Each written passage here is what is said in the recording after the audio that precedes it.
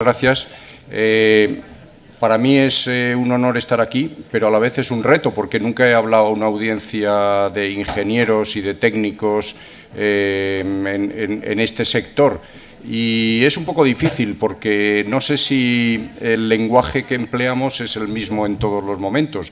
Yo soy anestesista, trabajo en este hospital, en el Hospital Universitario Fundación Alcorcón, pero yo creo que la razón de estar aquí es pues porque he tenido experiencia con un sistema de comunicación de incidentes que empezó a funcionar bastante antes que SINASP y en el que tenemos bastante experiencia, pero está centralizado fundamentalmente en una especialidad, en la especialidad de anestesia. Así que más bien hablo en representación de esta asociación.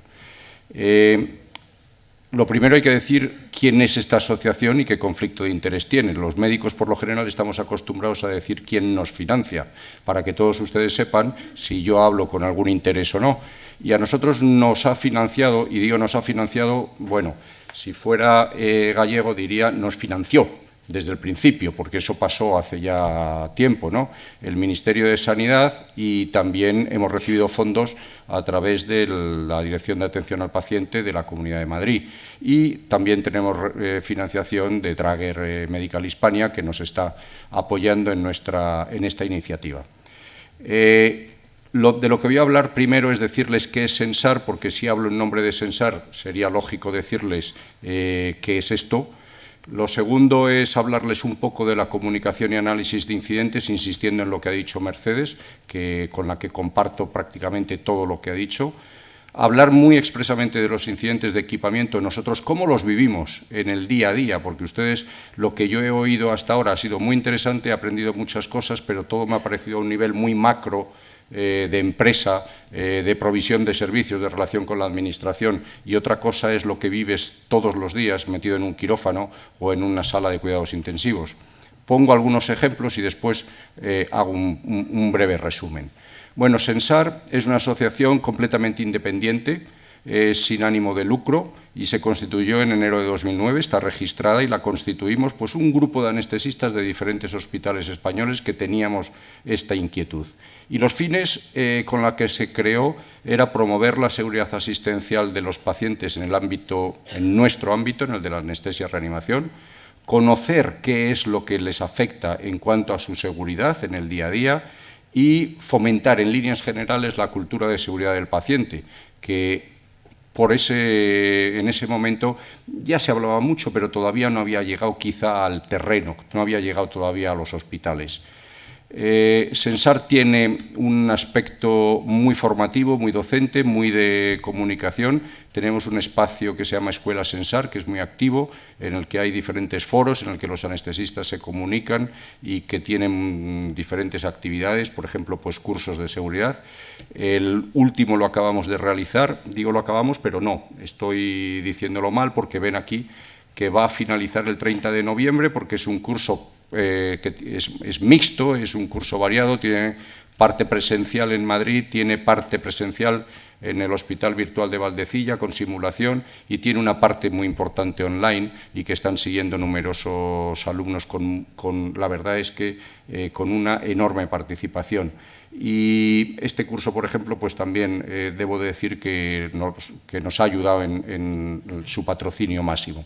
Y luego SENSAR tiene un sistema de comunicación de incidentes al que desde la página de SENSAR se accede, comunica un incidente, y hay algunos hospitales que se han adherido y que comunican incidentes relacionados con la anestesia en una base de datos que es completamente anónima y encriptada y segura, por la que pagamos pues, una cierta cantidad de dinero al año para mantenerla y se ha ido extendiendo a lo largo de la geografía española, diferentes comunidades autónomas, y ahora hay aproximadamente 80 hospitales en España que participan en este tipo de red de hospitales interesados en la seguridad del paciente en anestesia.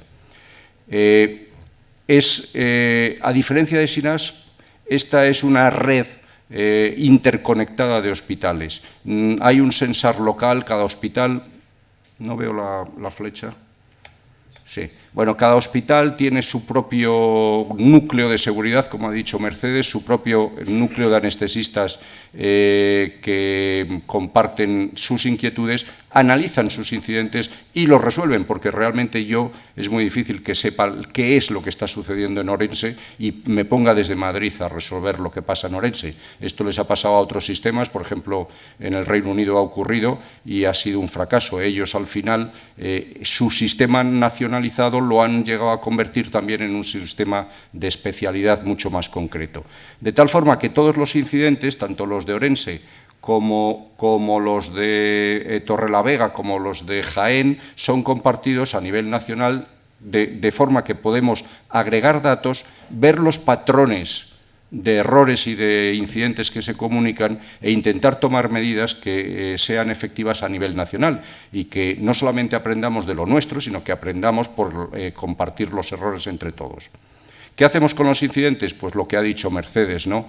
Los incidentes pues, siguen por lo general esta trayectoria del modelo del accidente de Rison, del psicólogo Rison, que todavía vive en el Reino Unido y que lo describió hace años, por el cual dice que los humanos nos equivocamos y realmente nos equivocamos generalmente porque hay factores en nuestros procesos asistenciales, en nuestros procesos de actuación que nos llevan a cometer los errores. Y realmente lo que él dice es que lo que hay que hacer es poner firmes barreras para que los riesgos no se traduzcan en daños. En vez de tener un queso suizo perforado lleno de agujeros de tal forma que hay una concatenación de fallos, pues puede haber fallos, pero siempre que haya dos barreras sólidas, de ahí no pasa y hemos evitado el daño. Voy a pasar ya a los incidentes de equipamiento. Nosotros hablábamos de incidentes de equipamiento como dispositivos médicos, material inventariable. Nosotros somos muy simples y les llamamos inventariable, no inventariable, o fungible, no fungible. Hoy sé, me parece que, si no, María, me corriges, que estoy hablando de productos sanitarios activos, regla 10, 11 y 12, clase 2A y clase 2B. Vale. Tenemos dispositivos auxiliares, tenemos instrumentos que no tienen motor, que no tienen energía, y luego tenemos material fungible. Bueno, yo fundamentalmente hablo de estos, de las clase 2A, 2B. ¿Y cuántos incidentes de equipamiento hay? Que es probablemente una pregunta que ustedes me harían, porque es lo que interesa. Bueno, sí, hay incidentes de equipamiento, pero ¿esto es muy frecuente? Pues no lo sé, y no lo sabemos. Y es muy difícil saberlo. ¿Por qué no lo sabemos? Pues porque no tenemos ni numerador ni denominador.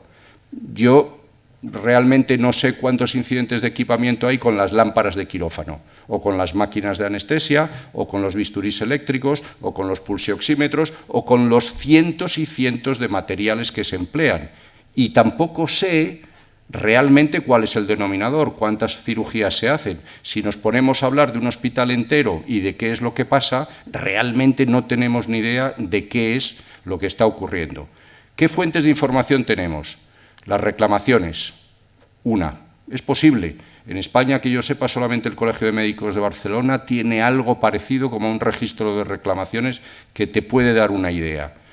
Los estudios retrospectivos, que es simplemente si la gente que ha trabajado ha sido tan cuidadosa de que ha apuntado lo que les ocurría, a lo mejor tenemos información. Los estudios prospectivos, estos ya es otra cosa, pero son muy caros, porque realmente el autoanálisis, por lo general, no detecta ni mucho menos todos los incidentes. Y cuando tú pones a un observador, y lo haces por observación, y dices, voy a ver 1000 procesos asistenciales y voy a detectar todos los fallos, te tienes que gastar una enorme cantidad de dinero, una enorme cantidad de tiempo y de esfuerzo para llevar a cabo ese estudio. Algunos hay. La comunicación de incidentes, que es en lo que nos basamos y no tiene valor epidemiológico, y los registros de mantenimiento y averías, que podrían ser una fuente, pero que, por lo menos a los clínicos, nos están generalmente ocultos y que son muy poco transparentes. Y yo diría más, que son muy poco fiables, porque realmente no sabes si la empresa de mantenimiento te va a decir exactamente lo que está ocurriendo o te va a decir lo que quiere que tú sepas. Bueno, si nos atendemos a las reclamaciones, la principal fuente es la americana y en anestesia, pues el proyecto de análisis de las reclamaciones. Según este proyecto de análisis, que lleva más de 30 años en vigor, el número de incidentes de equipamiento en anestesia está creciendo. Y está creciendo pues exponencialmente, vamos, ha crecido el doble. En el periodo 1970-90 y en el periodo 1990-2004, pues es realmente el doble. A mí no me extraña porque la complejidad cada día es mayor y el número de equipos que se utilizan está cada día mayor, así que realmente puede solamente obedecer a eso. Por otra parte, curiosamente, por ejemplo, si nos referimos a un elemento muy sensible que es la máquina de anestesia, los respiradores que utilizamos durante el acto quirúrgico, el número de reclamaciones pues ha descendido. En estas décadas, 70-90, ocupaban un 4% del total de reclamaciones y ahora, sin embargo, pues está cerca del 1 del 2%. También ha descendido la gravedad de estos incidentes y también ha descendido la indemnización que se paga por cada uno de estos incidentes, y además de una forma muy importante. Esto en cuanto a las reclamaciones. En España ya digo que yo, que sepa, es posible que me equivoque, pero no hay fuentes fidedignas en este sentido. En cuanto a los incidentes relacionados con el equipamiento, por ejemplo en anestesia, podríamos irnos a uno de los registros de incidentes más potentes que hay en el mundo, que es el del Reino Unido. Aquí tenemos, por ejemplo, el análisis de los incidentes entre 2006 y 2008. En ese periodo, ellos recogieron 195.812 incidentes quirúrgicos. A esto me refería cuando digo que a veces son poco productivos estos sistemas, porque te mueres de éxito. Con 200.000 incidentes es muy difícil que los puedas analizar y tienes que gastar una enorme cantidad de dinero para sacarlos. En concreto, en este sistema se gastaron 7 millones de libras. Para ponerlo en marcha. Y los frutos que están obteniendo son importantes y nos estamos aprovechando los demás, pero muy escasos en relación a ese coste.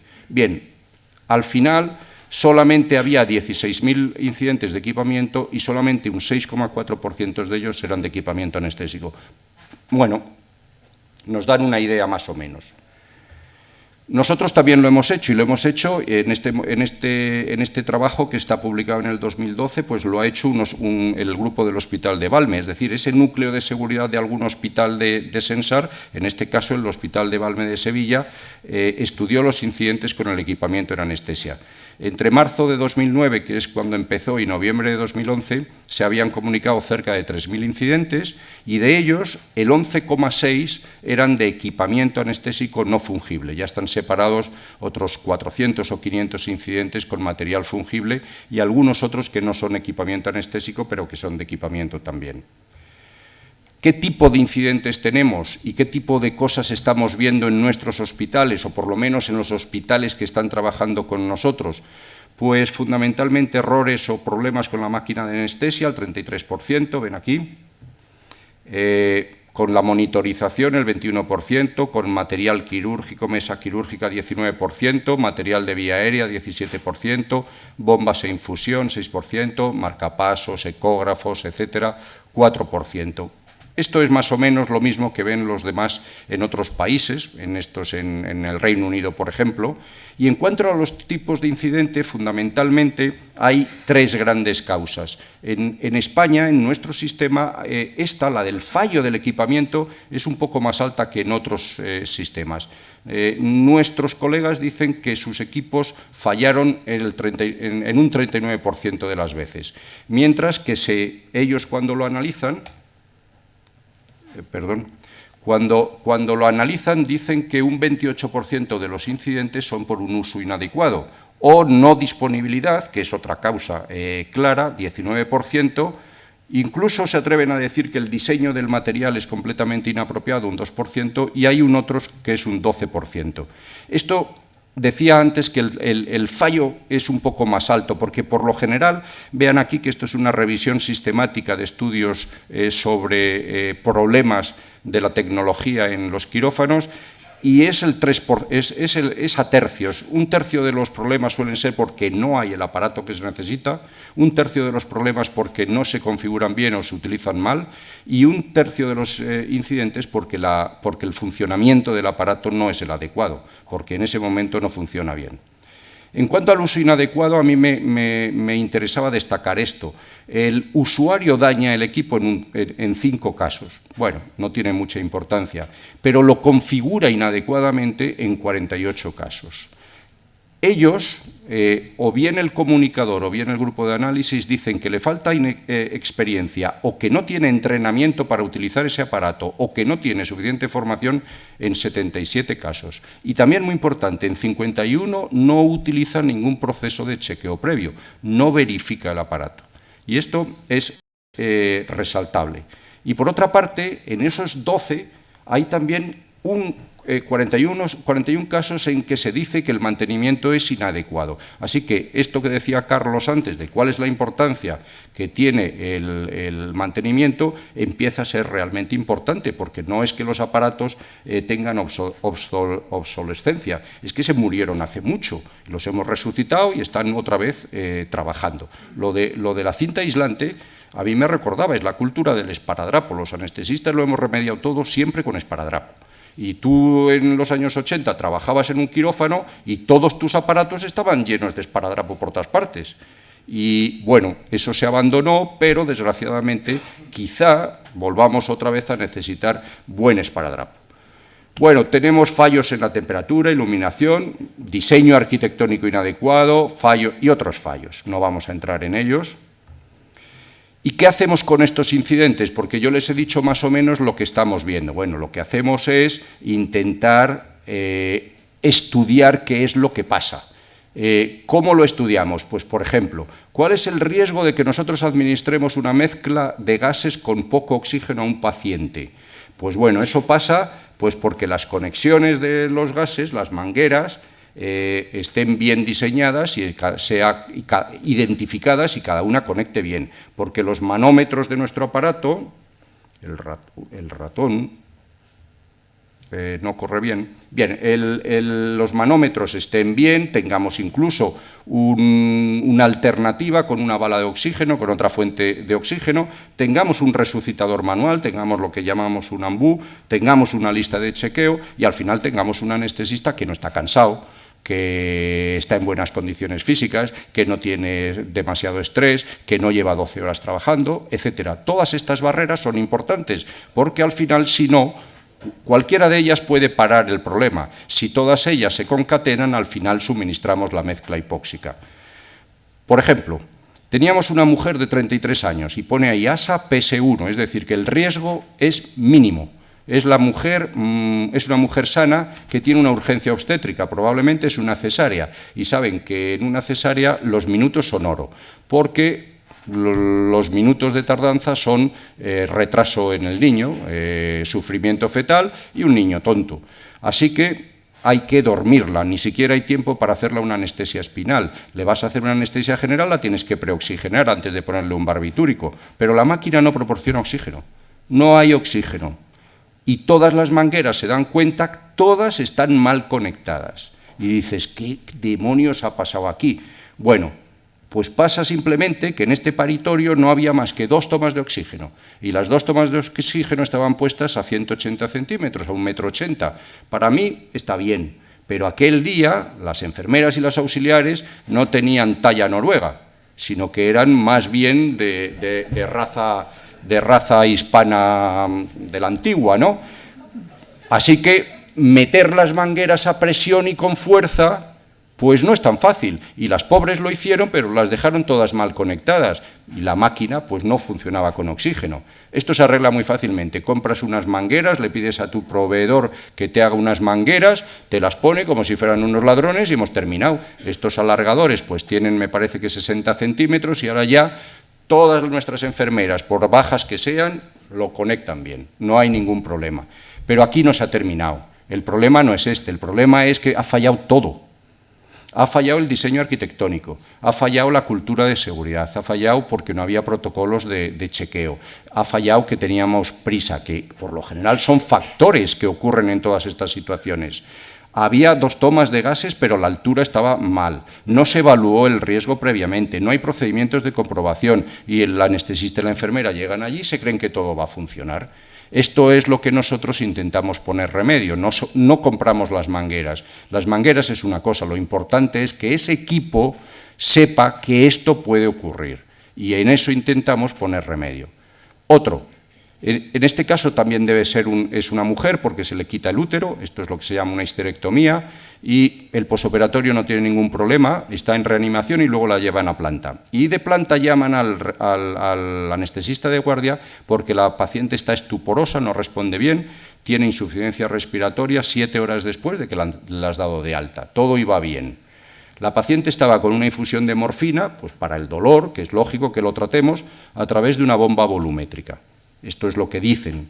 Y según parece la enfermera, al manipular la bomba no se dio cuenta de que la infusión caía a chorro. Es decir, le debió caer una gran dosis de morfina sin que se dieran cuenta y la paciente tuvo efectos secundarios. Llamaron y se solucionó. Lo más fácil es coger a la enfermera y degollarla. O llamar a su jefa y decir, a esta me la quitas de aquí y me la pones allí en admisión donde no tenga contacto con nada. Pero no es esta la solución. En este caso, pues se habían incumplido muchas cosas. En este hospital, generalmente, la infusión de morfina se pone con una bomba de infusión, con una bomba de jeringa que impide, por supuesto, que pase a chorro. Pero no había bombas de jeringa, así que decidieron poner una bomba volumétrica, una como esta. Aquí la ven, la bomba volumétrica. Y esta bomba volumétrica tiene unos sistemas que no tienen sistema antigravitatorio. Así que cuando tú abres la compuerta, la infusión, si tienes el regulador abierto, cae a chorro. Realmente la enfermera, que probablemente era nueva y que no tenía suficiente formación, la pobre se atascó la bomba y hizo lo más elemental, que es abrir la compuerta para ver qué pasa. Pero lo que pasó fue que no vio que le estaba cayendo la morfina. ¿Qué es lo que hay detrás? Hay, de nuevo, una ausencia de equipamiento, hay la utilización de un equipo inapropiado, hay ausencia de formación y falta de experiencia, hay falta de supervisión. Si la enfermera es nueva, no hay nadie que la supervise, no hay nadie que pueda ir con ella, porque es la infusión de un medicamento peligroso, en el que no se evalúa el riesgo de lo que puede ocurrir, no hay formación, no hay cultura de aprendizaje y probablemente insuficiente financiación. Este hospital desarrolló inmediatamente después protocolos de infusión de morfina que prohibían tajantemente la utilización de estas bombas, formó a todas las enfermeras de planta, hizo muchas sesiones de cultura de seguridad con medicamentos peligrosos, etcétera, para que esto no se volviera a repetir. Bueno, esto es a lo que nos dedicamos. Finalmente ya, y después ya vamos a terminar, les pongo otro caso. En este caso se trata de una anestesia espinal, es parecida a la epidural, pero un poco más sencilla, para revascularizar 2 piernas, las 2 que tiene el enfermo, y poner una endoprótesis aórtica. Bueno, este paciente es un fumador empedernido probablemente, tiene problemas de esclerosis en los vasos, tiene un mal riego sanguíneo y se decide que hay que revascularizarlo. Esto se suele hacer con endoprótesis, de una forma invasiva pero menos invasiva que la cirugía abierta, y se hace, por supuesto, con control radiológico, por lo que los cirujanos, una vez anestesiado, disecan ambas ingles, las abren para poder canalizar las arterias ilíacas y meter sus tubos, y se introduce el arco de rayos X. A los 2 minutos de funcionar, el monitor se queda en negro. Ven que he puesto ahí los signos de comillas porque esto es literal. Ni el técnico de rayos X ni un cirujano que se deslava saben qué ocurre. El cirujano dice, bueno, voy a ver yo también qué pasa y tal. Son, por cierto, los únicos profesionales sanitarios que, aparte de los radiólogos, tienen permiso para utilizar los rayos, los arcos. Así que él pues dice, yo creo que esto lo puedo arreglar, me deslavo y lo veo. A los 20 minutos se pide otro arco porque no han sabido arreglarlo, pero los otros 2 están ocupados. A los 55 minutos ya nos prestan uno y recomienza la cirugía. Pero cuando ya van a hacer otra vez a operar al paciente, el paciente dice, demonios, que a mí me duele. está despierto y se ha pasado el efecto de la anestesia, así que dice, por lo que decido dormirle.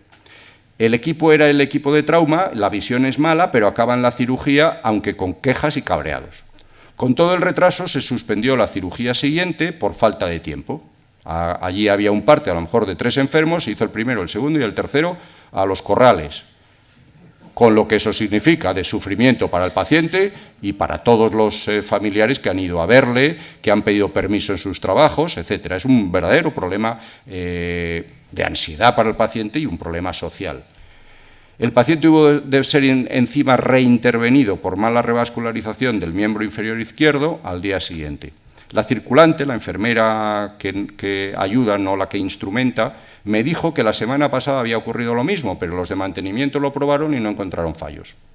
Esto es típico. No, ya vinieron los de mantenimiento, está bien. Yo creo que antes ya lo hemos dicho, en alguna de las charlas se ha dicho, ¿no?, que esto es un clásico, ¿no?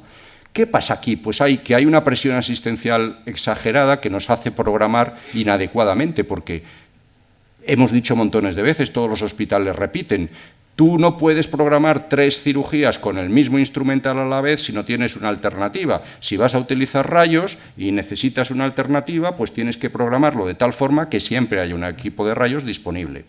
El equipo encima está en mal estado. Hay además un fallo de mantenimiento. No hay ninguna ausencia de alternativa. ¿Qué ocurre? Un enfermo con 2 anestesias, un enfermo mal operado y otro enfermo y su familia que no se operó y que han tenido pues, ese problema de retraso. Sin hablar los retrasos en el funcionamiento habitual del hospital. Las consecuencias que tienen los errores de equipamiento afortunadamente no son graves. Hay consecuencias como esta, que yo la calificaría de grave o de muy grave, pero cuando hablamos de consecuencias de morbilidad mayor es cuando hay secuelas permanentes y en este caso no las hubo. Pero aún así, vean, el 70% de los pacientes en los que hay incidentes de equipamiento en nuestros hospitales no tienen daño. Pero hay morbilidad menor, en un 16%, hay morbilidad intermedia que produce un aumento de la estancia operatoria o que produce un cambio radical del tratamiento por este problema, en un 6%, se suspende la cirugía en un 2% e incluso hay un 1% de pacientes que han fallecido en relación con los incidentes de equipamiento. Así que, bueno, no es un problema que, digamos, por la frecuencia sea excesivamente grave, sea excesivamente frecuente, pero sí realmente grave.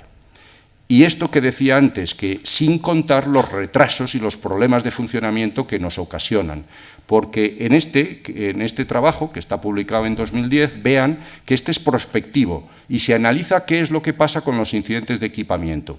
Y en 4 semanas los observadores ven 911 cirugías y ven que hay 148 incidentes de equipamiento, un 16%. Ven que la frecuencia aumenta cuando es prospectivo y cuando tú lo observas detenidamente, la incidencia va aumentando. Y antes decía Mercedes que hay una gran infranotificación, o sea que los incidentes son mucho mayores y mucho más frecuentes de lo que nosotros decimos. El retraso total son 12 horas. Y eso supone un trabajo extra de enfermería, de estrés, de prisas, de fallos de comunicación, de enfados en el equipo de 30 horas. Y esto hay que tenerlo en cuenta también porque estamos hablando en términos de eficiencia y esto supone una grave disminución. En resumen, en nuestra experiencia en los incidentes relacionados con el equipamiento casi siempre hay error humano. Y no digo error humano, yo me equivoco, digo error humano en general, como decía Mercedes, hay problemas de organización, problemas de sistema, problemas en los que los humanos actuamos, si no negligentemente, sí de una forma equivocada y, sin embargo, el equipo estaba funcionando bien. Si no lo sabemos configurar y lo ponemos a funcionar mal, pues el equipo funciona mal.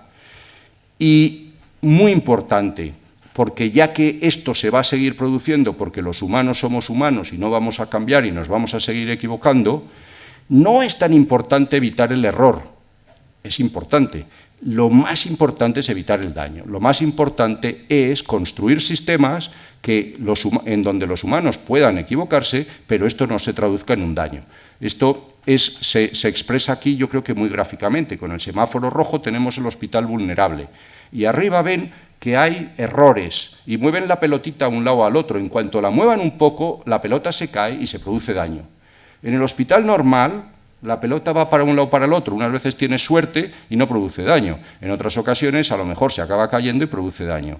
El hospital, la organización de alta fiabilidad, la organización nuclear, el sistema de aviación civil, es una organización segura. Y es a lo que debemos tender, a construir hospitales seguros, donde sepamos que nos vamos a equivocar, pero las equivocaciones no se traduzcan en daño. Porque hemos construido esas barreras que evitan que los errores se traduzcan en un perjuicio para el paciente. Por tanto, ¿qué queremos nosotros en el equipamiento? Pues que tengan de alguna forma incorporadas esta filosofía, sabiendo que nos vamos a equivocar y que lo vamos a hacer funcionar mal, que sean capaces de prevenirlo, que tengan esos elementos, esas barreras de seguridad sólidas. Y por otra parte, que el funcionamiento sea sencillo, porque realmente hay veces que te encuentras con el funcionamiento de unos aparatos que son excesivamente complejos. Hay un ejemplo muy claro de un material muy tonto, que es la mascarilla facial para administrar oxígeno. Están diseñadas de tal forma que si tú se la das a un R1 que empieza la residencia de anestesia o a una enfermera que está empezando a trabajar en enfermería y le dices que coloque el oxígeno al 50%, 8 de cada 10 veces se equivoca, porque el diseño es completamente inadecuado. En resumen, la seguridad del paciente es de todos, es cosa nuestra y no podemos escurrir el bulto y vamos a aceptar esa responsabilidad, pero también es cuestión de los fabricantes y deberíamos trabajar todos juntos. Ya para terminar, déjenme que esta última frase se la ponga en figura. Vean lo que nos ocurrió. Ven, un carro de anestesia metido en la resonancia, entero. Y tuvimos que trabajar todos juntos para sacarlo, porque uno solo no puede. Muchas gracias.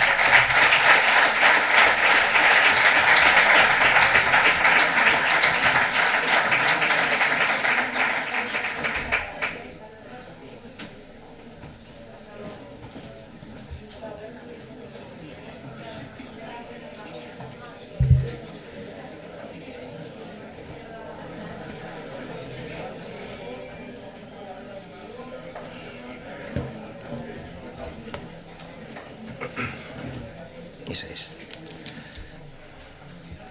Bien. Buenas tardes.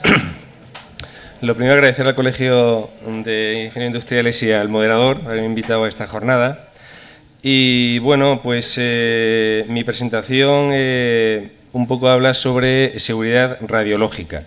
Es un tema que no se ha tratado, entonces, bueno, pues aún así creo que, no sé qué tiempo tengo, moderador, pero 2 minutos.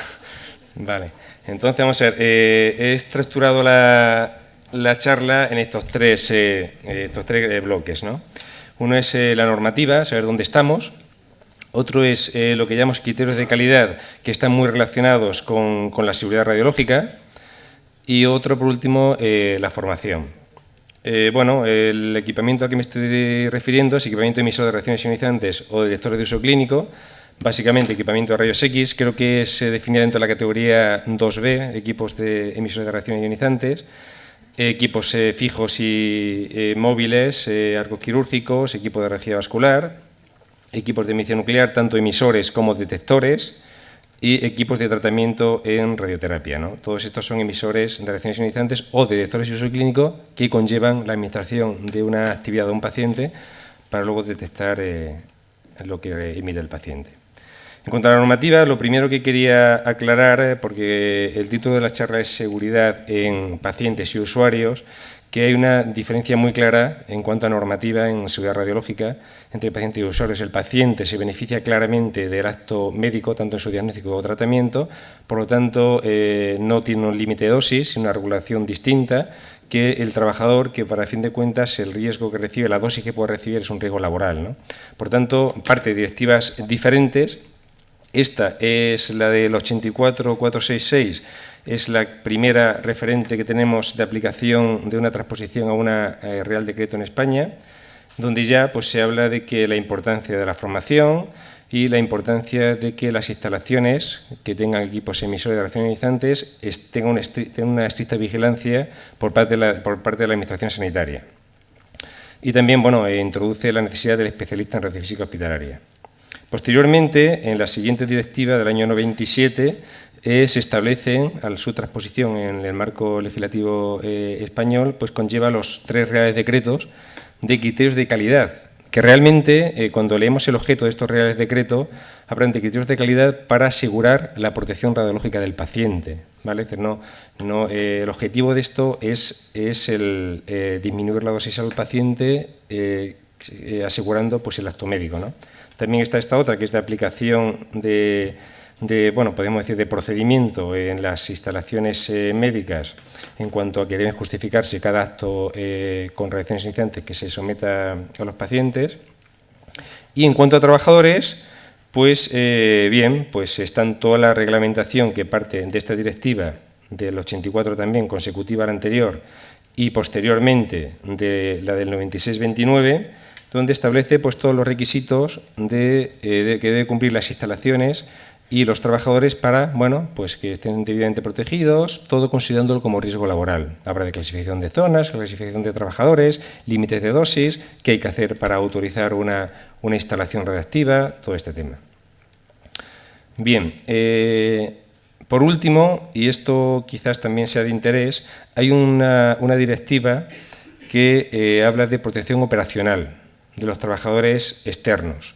Aquí, este Real Decreto, una vez traspuesta esta directiva a nuestra legislación, habla de que todo trabajador debe tener una serie de todo trabajador externo, me estoy refiriendo a pues, técnicos de servicio de asistencia técnica que van a prestar sus servicios en un hospital, pues deben tener formación en protección radiológica, deben tener pues, vigilancia médica, pues, control dosimétrico.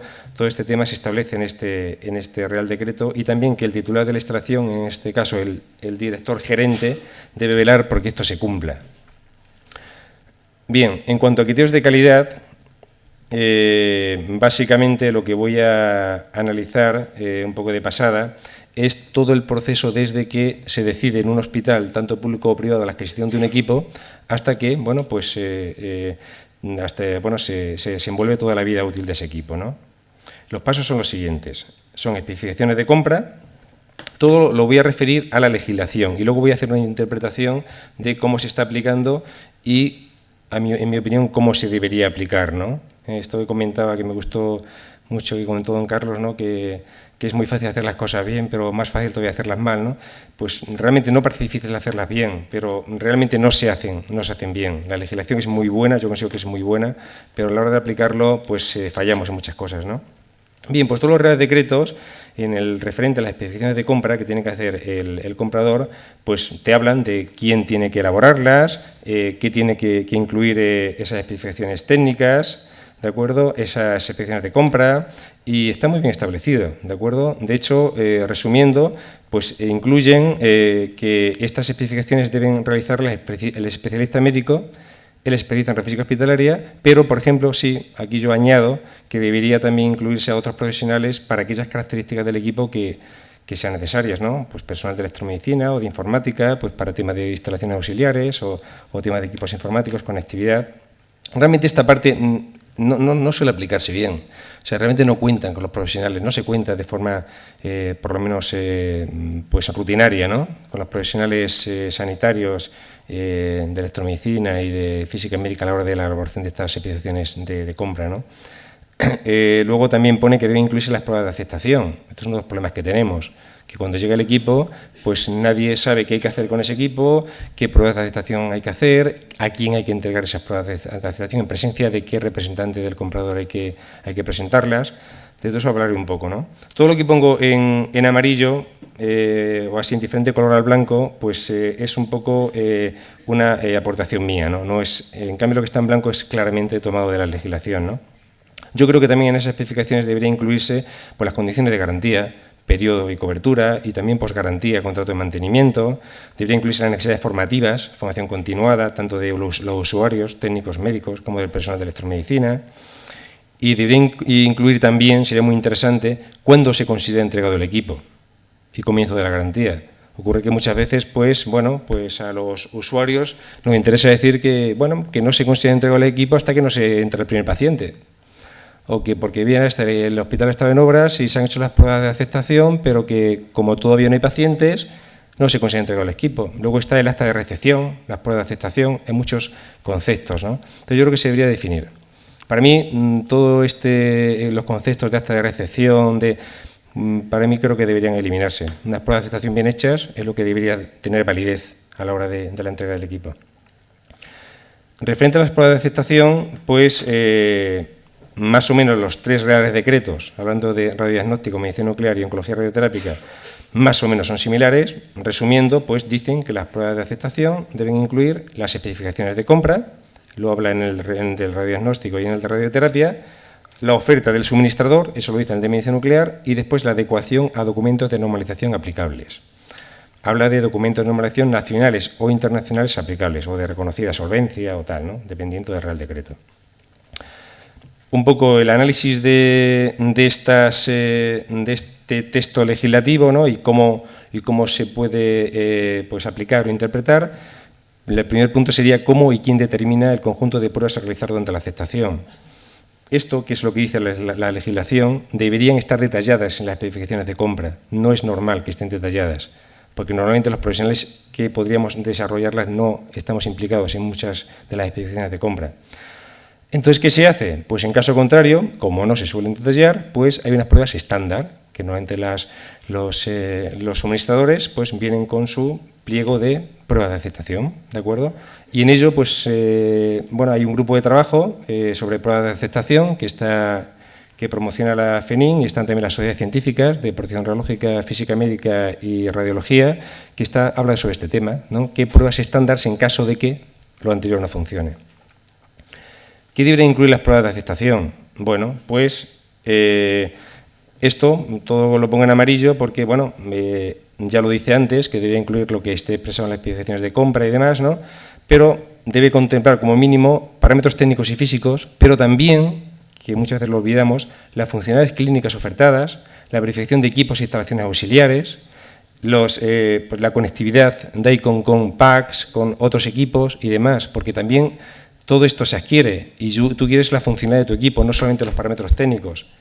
Confundimos a veces pruebas de aceptación de parámetros técnicos con una prueba de aceptación que realmente lo que está es aceptando el equipo. Y muchas veces nos dejan al físico enfrente de este tema cuando nosotros solamente vamos a verificar una parte. En otro orden de cosas, ¿en presencia de quién debe realizar la empresa suministradora del equipo? Bien, pues aquí yo haría una puntualización a lo que dicen los reales decretos. Los reales decretos dicen que en presencia de un representante técnicamente cualificado. A mí me gusta cambiarlo por una representación cualificada. Está así incluido en el Protocolo Español de Control de Calidad de Radiodiagnóstico, representación cualificada, porque nosotros, radiofísicos, o quien corresponda, porque representación cualificada puede ser un técnico de electromedicina en función de el hospital o en función de lo que decida pues, el titular de la instalación, o no sé, un especialista médico. Habla de representación cualificada, suele ser el radiofísico, pero ¿quiénes deberían ser? Pues yo creo que deberían ser todos los profesionales con capacidad para hablar todos los aspectos involucrados en la aceptación del equipo. El radiofísico, que puede hablar los aspectos técnicos y físicos, el ingeniero de electromedicina, que puede hablar los aspectos de instalaciones auxiliares y demás, el informático, que puede evaluar conectividades, equipos informáticos, y el médico, que puede evaluar funcionalidades clínicas. Todo esto yo creo que se debería definir también en las especificaciones de compra y debería ser así. Y así esta aceptación valdría ya como acto de entrega del equipo. ¿Qué deben cumplir? Lo hemos comentado antes. Y luego, pues que todo esto de cómo se relaciona la realización de las pruebas de aceptación con la entrega del equipo, con el comienzo de la garantía, todo eso debería estar detallado, que luego no haya ningún problema de, de incertidumbre, ¿no? En dónde comienza todo esto. Pues después de esto también la legislación es muy completa en el sentido de que introduce lo que llama estado de referencia inicial. Esta referencia inicial sencillamente es el conjunto de parámetros que una vez medidos sirven como referencia para posteriores controles. Ese es el estado de referencia inicial. ¿Qué ocurre? Que ya hay unas pruebas de aceptación. Pues como medida práctica debíamos hacer coincidir estas pruebas de aceptación con el estado de referencia inicial. Eso sería lo ideal. No volver a repetir todo por parte de nosotros. Que las pruebas de aceptación sean completas y que sirvan con también con el suministrador delante como punto de partida para que luego, si hay una desviación, hablemos el mismo idioma. Todos los reales decretos hablan de este tema. ¿De acuerdo? Entonces yo pongo como observación que el estado de referencia inicial debería coincidir la mayor proporción posible con las pruebas de aceptación, porque ahí están todos los interesados. Después de esto, pues bueno, hay un programa de controles periódicos que lo que pretenden es eso, mantener al equipo en las condiciones de la entrega, en las condiciones de las pruebas de aceptación o, por hablar con más exactitud, en las condiciones del estado de referencia inicial. Y por último, también habla de un programa de mantenimiento. Todos los reales decretos hablan de un programa de mantenimiento. Para todos los reales decretos en todas las instalaciones es obligatorio un programa de mantenimiento de forma explícita. Por ejemplo, en la medicina nuclear y en la radioterapia lo dicen de forma clara y contundente. Toda unidad asistencial de medicina nuclear deberá disponer de un adecuado programa de mantenimiento, tanto correctivo como preventivo, y también en oncología radioterápica. Sin embargo, el de radiodiagnóstico dice que la autoridad sanitaria competente establecerá aquellas unidades asistenciales de radiodiagnóstico que, por su complejidad, requieran disponer de un adecuado programa de mantenimiento, tanto preventivo como correctivo. Que yo sepa, no creo que la autoridad sanitaria competente no se haya definido nunca en este aspecto. ¿De acuerdo? Entonces, eso, en mi opinión, deja una brecha abierta para que en algún caso pueda algún equipo quedarse sin mantenimiento, ¿no? Pero en el resto de reales decretos es muy claro. Por lo tanto, aquí lo pongo, es obligatorio un programa de mantenimiento correctivo y preventivo en todas las unidades asistenciales de medicina nuclear, radioterapia y radiodiagnóstico, y en radiodiagnóstico, en función de la complejidad, lo define la autoridad sanitaria competente. Los aspectos fundamentales de este mantenimiento, pues bueno, que el técnico del servicio de asistencia técnica, una vez que ha hecho la intervención, debe evaluar el alcance y si tiene repercusión sobre la calidad de imagen o dosis, y en ese caso debe verificar que el equipo ha vuelto a sus condiciones originales, y según esto, pues se evaluará si el radiofísico o responsable responsable del control de calidad, pues puede decidir evaluar, verificar si se ha vuelto a los estados originales. Es muy importante la comunicación entre el servicio de asistencia técnica y el usuario sea adecuada. Adecuada, ¿qué digo? Que sea ante un representante cualificado. Sabemos que muchas veces, porque no está definido muchas veces y otras veces por prisa, pues el técnico puede entregar el equipo pues a la persona que está utilizándolo o al técnico que pasa por ahí, ¿no? Lo correcto es que se establezca un protocolo de comunicación adecuada para que los profesionales que nos dedicamos a control de calidad y a seguimiento de incidencias, me refiero pues ingenieros clínicos y personal de radiofísica, tengamos la información adecuada de cómo está el equipo, ¿no? Y, por supuesto, potenciar, en mi opinión, pues es una circunstancia que defiendo con mucha claridad, potenciar el mantenimiento de primer nivel, con técnicos cualificados, porque claramente va a mejorar el tiempo de funcionamiento, no va a optimizar las agendas clínicas y también va a evitar desplazamientos, ¿no?, a los servicios de asistencia técnica externos, ¿no? Referente a la formación, pues bueno, en la charla anterior estuvimos viendo que efectivamente la formación tenía más importancia casi o tanto como el mantenimiento. La formación del personal es básica.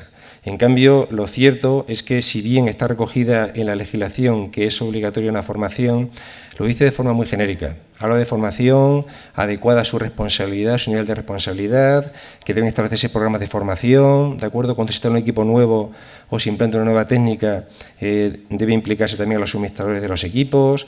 Bien, se establecen programas básicos de formación y entrenamiento para el personal y se establece la competencia técnica para cada misión específica.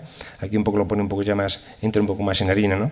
Pero lo cierto es que la experiencia que tenemos es que normalmente hay una formación inicial de cierto peso cuando todavía pues, el hospital está en pañales o se están instalando nuevos equipos, todavía no sabe qué técnico va a estar ubicado en cada equipo, no se sabe qué técnica se va a utilizar, cómo se va a aplicar ese nuevo equipo. Y, por tanto, una formación continuada es básica. es básica que haya un recicle de esa formación, tanto interno, pero también externo. Es decir, que es muy interesante que, al igual que se mantiene un equipo, o sea, es que la comunicación, la relación entre empresa y hospital comienza la entrega del equipo y no debe terminar hasta que el equipo muere. Durante toda la vida útil del equipo debe haber un mantenimiento y también debe haber una actualización en conocimientos. Va cambiando el personal, se van implantando nuevas técnicas y posiblemente las técnicas, cuando se implanten, puesto que la formación ha sido previa, no se haga con todos los conocimientos adecuados, ¿no? Al mismo nivel, pues bueno, lo que hemos comentado de los técnicos de los servicios de asistencia técnica, estaba el Real Decreto que comentamos, que hablaba de forma muy genérica, que es obligación de la empresa proporcionar a sus trabajadores la información relativas a la protección radiológica. Pero, en resumen, y ya termino, creo que me ha tenido a tiempo, ¿no? ¿De acuerdo, moderador? Pues, en resumen, pues, en cuanto a formación, yo insistiría en que en usuarios es muy importante la formación continuada, haciendo hincapié en continuada, en el manejo del equipo y en seguridad radiológica. Bueno, también es importante la formación a los especialistas en radiofísica para que podamos hacer un correcto control de calidad del equipo.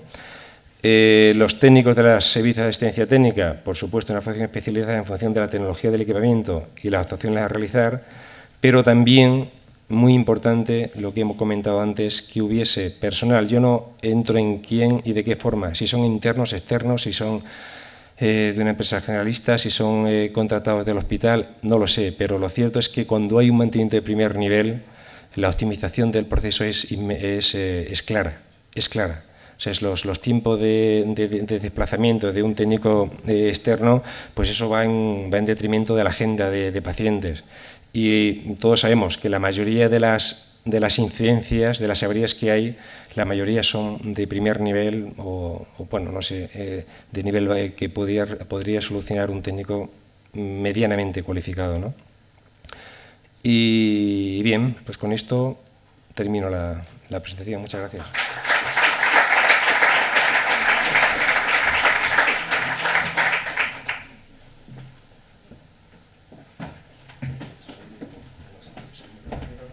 Sí.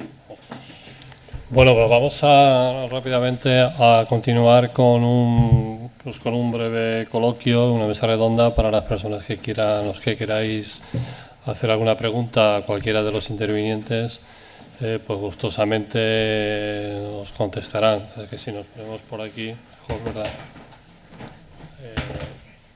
Vamos a tener...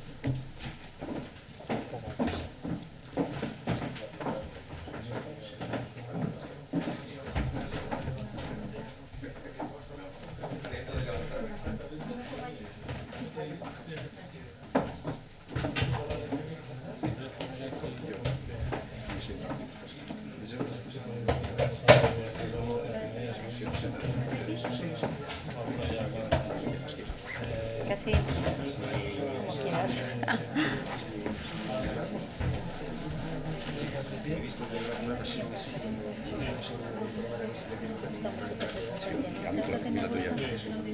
El que pusieras queso todo el rato con las pausas. Los factores latentes. Sí, me encanta. Los quesos, a mí no es menos. Yo siempre ando poniendo la espina de Chicago.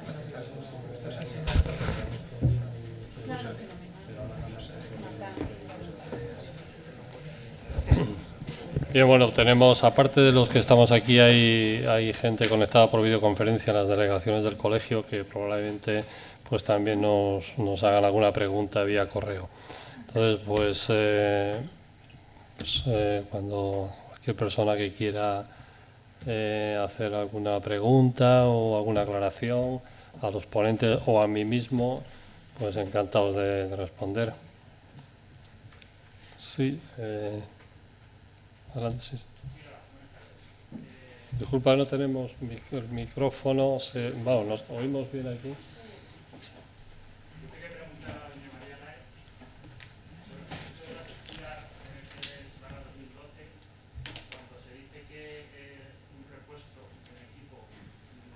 Es que tengo que coger este suelo avanzado. ¿Quién determina si es determinante ese repuesto para la seguridad?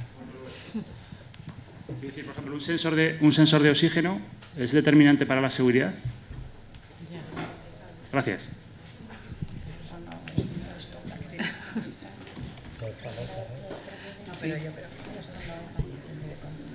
No sé, no. Yo creo que es una pregunta básica y bueno, es uno de los temas además que nos planteamos cuando propusimos la circular precisamente a la agencia española. Uno de los temas que salieron fue esto, realmente qué se considera que un repuesto es crítico para la funcionalidad del equipo. Yo creo que ahí el que más lo tiene que decir es el fabricante. El fabricante es el que lo sabe, es el que sabe qué pieza de repuesto del equipo es esencial para su funcionamiento.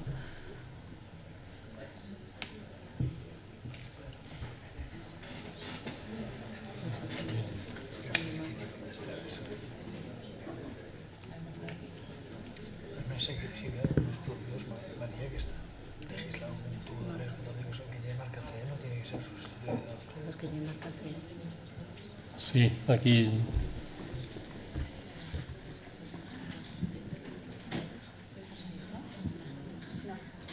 Hola, soy Javier Gómez Sellers, de General Electric. Yo quería hacer una pregunta a los clínicos.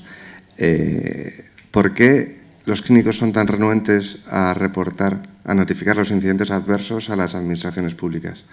En mi experiencia me refiero a los incidentes relacionados con equipamiento. En mi experiencia de 8 años en el sector, si tenemos 5, 10, 15 al año de mis equipos potenciales, porque al final siempre muchos casos son potenciales, tengo que ir yo a explicarle al facultativo, mire, yo voy a reportarlo a la agencia del medicamento, no me estoy chivando de nada, pero me obliga la ley a hacerlo. Y a usted también le obliga la ley a hacerlo. Y en muchos casos, o nos lo dicen a nosotros de pasada, ni siquiera nos lo dicen directamente, sino que incluso el técnico se entera de oídas o de forma tangencial. Y, por supuesto, yo creo que solo en 2 casos ha sido directamente el centro quien lo ha notificado a autoridades. Sí, bueno, pues cualquiera, sí. Pues yo creo que es un problema cultural. Hemos avanzado muy poco en estos años todavía. La seguridad del paciente, Mercedes ha puesto la portada del libro Errar es humano del año 2000, que fue quizá el aldabonazo que hizo que en todos los países se tomara la seguridad del paciente y se reconociera que estábamos haciendo mucho daño en la asistencia y que una de las formas de hacerlo era comunicar nuestros propios errores y comunicar también los fallos de nuestros equipos. Pero desde el año 2000 al año 2013 ha pasado muy poco tiempo y hemos invertido muy poco dinero, muy poca investigación y muy poco estudio en este aspecto. La comunicación de incidentes no es un tema baladí, pero no tiene mucho éxito ni aquí ni en ningún sitio del mundo. Hay sistemas muy potentes que se han hundido en los últimos años, como el australiano, y en Europa, por ejemplo, solamente hay 6 países en toda Europa que mantengan un sistema de comunicación de incidentes de anestesia, por ejemplo. Solamente 6. Hay temor a las repercusiones legales, hay temor a que se te identifique con una mala conducta o una mala práctica y que tengas un mal nombre o que afecte a tu prestigio. Hay temor a que tus jefes se enteren y pueda ser penalizado de alguna forma. Eso es un problema cultural. Nosotros hemos aprendido medicina como seres absolutamente individuales, que dependíamos de nosotros mismos, responsables de nuestros actos y nada más, y estamos cambiando ese paradigma en una medicina de equipo, en una medicina más transparente, en una medicina que incluso el paciente es quien nos tiene que decir lo que nosotros debemos hacer. Esto yo no lo he aprendido en la carrera. Yo aprendí una medicina completamente diferente. Nunca se me hubiera ocurrido que yo le tuviera que preguntar al paciente si él iba a aceptar ese tratamiento o no. Y eso es lo que hago todos los días y así estoy también cambiando mi actitud con relación a la comunicación de incidentes. Yo creo que eso poco a poco avanzará. Mercedes está absolutamente metida en este tema. El doctor Alberto Pardo, que estaba ahí sentado, se ha ido y está completamente metido en este tema. El difundir y aumentar la cultura de seguridad es muy difícil. muy difícil. Y los únicos sistemas que de verdad tienen este tipo de comunicación de incidentes activo realmente son el sistema nuclear, las nucleares y la aviación civil. Y la aviación civil lo ha aprendido pues a golpe de accidentes, de muertos y de poner en claro todo lo que ha pasado. Y hay una gran diferencia. La seguridad en aviación civil incluye a los pilotos. Si tú no haces el checklist y tú no compruebas tu avión, es posible que mates a todos los pasajeros, pero también te matas tú. Y en cambio en medicina las cosas son muy diferentes. Coincido perfectamente, pero hay una cosa que querría añadir. Vamos a ver. En principio los profesionales sanitarios están desprotegidos, ¿eh? La ley no los protege en ese sentido.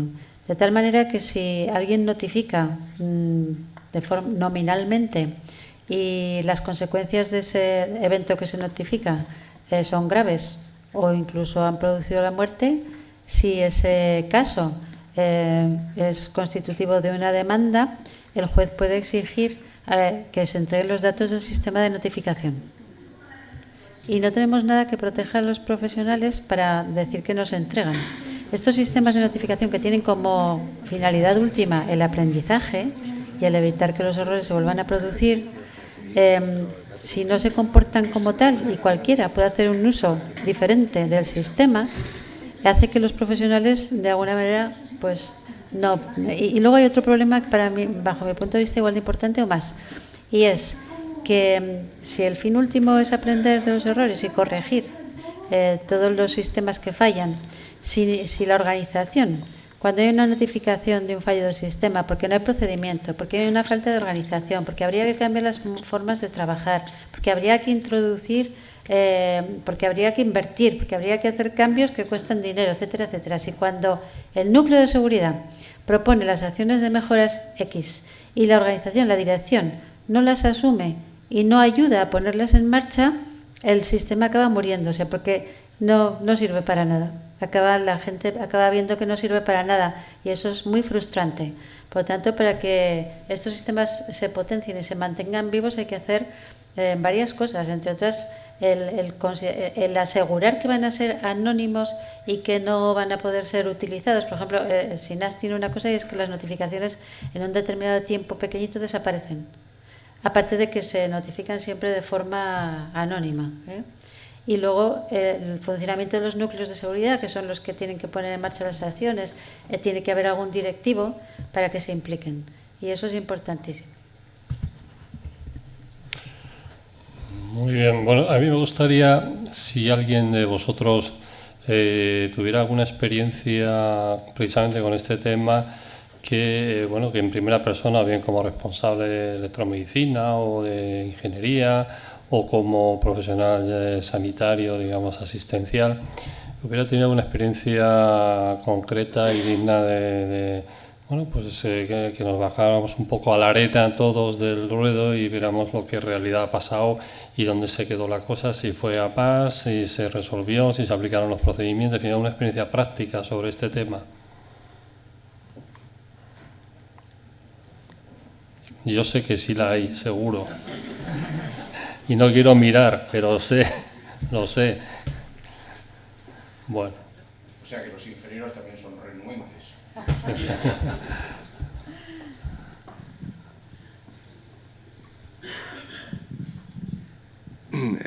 Nosotros, por ejemplo, hubo un tiempo en que se nos premiaba para elevar lo que llaman el complaint, ¿no? la queja. Porque España o Iberia era el país que menos quejas reportaba, ¿no? Cuando se hacía, digamos, manualmente. Y era curioso, decían, como con esta base instalada tenéis menos que en Holanda, ¿no? Era un tema cultural. La información interna y el ir machacando a la gente para que lo haga aumenta la recogida. Y ahora lo que tenemos es un sistema automático, semiautomático. Cuando se hace un parte de trabajo, una hoja de reparación, hay que hacerlo de una determinada manera, utilizando unas palabras claves y definiendo bien el problema, la acción tomada y qué se ha hecho para volver al equipo de especificaciones para que el equipo en fábrica dilucide si haya un posible incidente potencial, un posible incidente de seguridad. Entre otras cosas porque la FDA está encima de nosotros mirando, eso tampoco cabe duda. pero influye mucho. Pero sí que os puedo contar una anécdota. Es un tema complicado, es un tema muy difícil, es un tema de mentalidad, de cómo se escriben las cosas y demás. La gente va levantando la mano, tenemos liderazgo por parte de dirección, pero ha habido ahora una tournée de los vicepresidentes mundiales y han cogido los directores generales de aquí y se han unido en Europa. Me contaban que tuvieron que viajar en domingo para ir el lunes a reunirse con los semidioses que habían venido y estaban todos con unas ganas enormes de ir. Bueno, pues ellos les dieron la charla, les explicaron lo que significaba la importancia que tenía, qué pasaba, lo complicado que era allí en fábrica, porque ahí no veía... Y han venido encantados. Han venido encantados queriendo hacer más hincapié en todo el reporte nuestro, ¿no? Que lo hacemos a través de esa vía. Pero sí que hay cosas que... O sea, yo entiendo lo que decís, es absolutamente lógico, a nosotros nos pasa igual. Pero sobre todo teniendo en cuenta que es la relación con el equipo y que, entre comillas, siempre, si lo reportáis referente al equipo, porque pensáis que el equipo ha fallado, aún así también hay falta de concienciación o incluso en las acciones correctivas al responsable de vigilancia. Pues la broma es que a veces lo mandas al responsable de vigilancia y se lo dan al de Prosegur, ¿no? Quizás todavía eso falta trabajo y colaboración, entiendo yo, también entre los fabricantes y los centros. Indudablemente es la cadena de seguridad, ¿no? Es decir, la seguridad no es del fabricante, no es del transportista, no es de todos, es de todo. Es una cadena que no se debe romper y no se debe de perder, digamos, la continuidad de la seguridad, en mi opinión. Nosotros las acciones correctivas las llevamos a cabo porque vosotros nos habéis dicho lo que le pasa a los equipos, si no sabríamos. Es mejora, y igual es la doble visión. Uno puede pensar que malo es este equipo porque funciona mal, o uno puede pensar que buena es esta gente porque gratis y motu propio pone una acción correctiva para solucionarlo, ¿no? Pero claro, si no hay comunicación es muy complejo.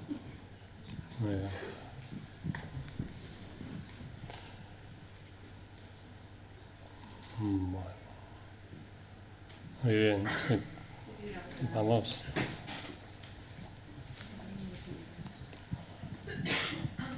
Hola, buenas tardes. Soy Carmen Aguilera y soy técnico de una empresa de comercializa unos productos de electromedicina, en concreto desfibriladores externos semiautomáticos, de esos que están en todos los centros comerciales, que siempre hay uno en los aeropuertos. Hay un montón de normativa en todas las comunidades autónomas de cómo se instalan, a qué altura, cuál es la formación del que lo maneja, cuántas veces al día o al año o al mes tiene que estar reacreditada la formación. Ninguna comunidad autónoma dice nada del mantenimiento. En ningún sitio. O sea que los desfibriladores que están en todos estos sitios no se sabe quién los mantiene.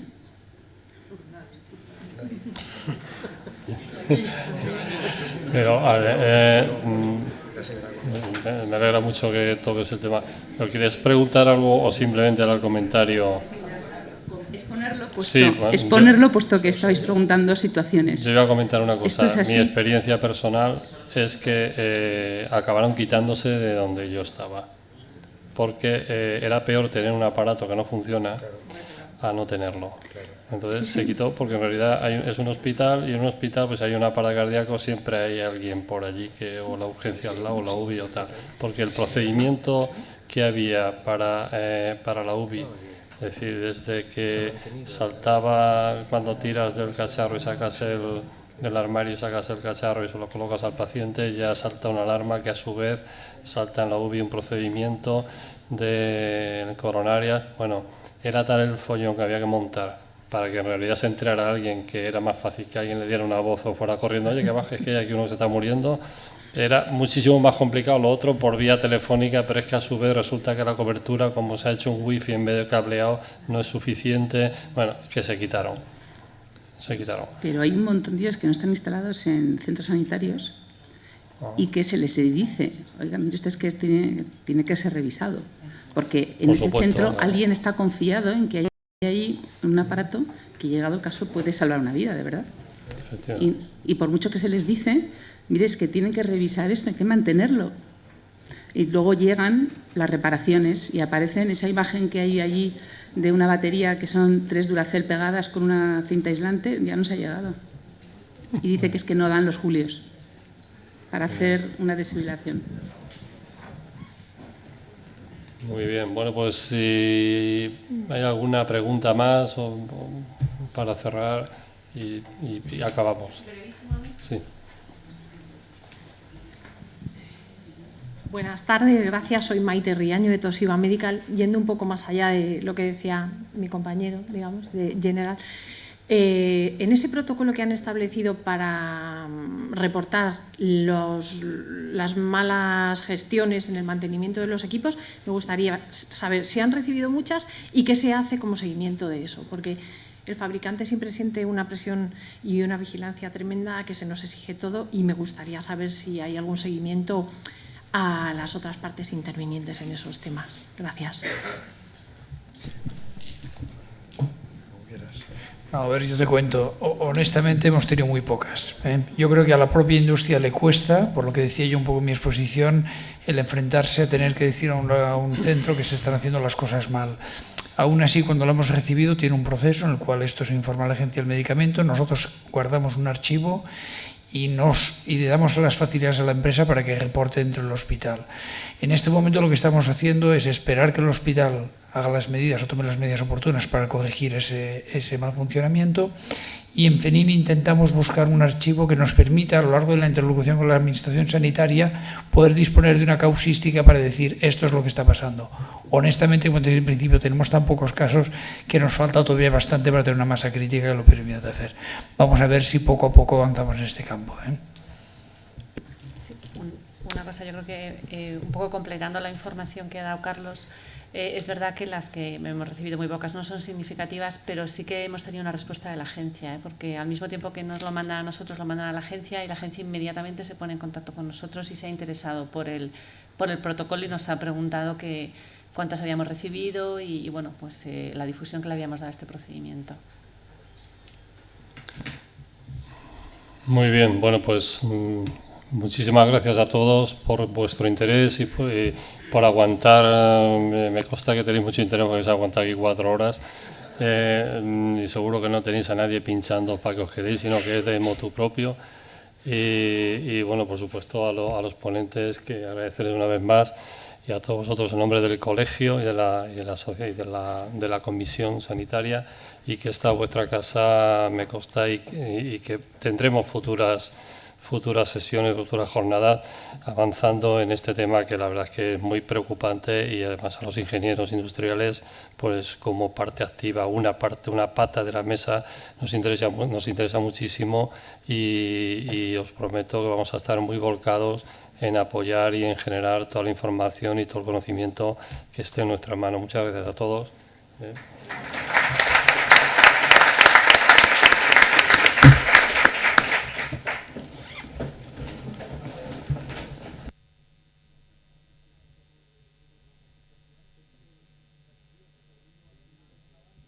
Sí, una cosa, por favor, el que quiera le apetezca, arriba en cafetería hay un vino español, o sea que supongo que español.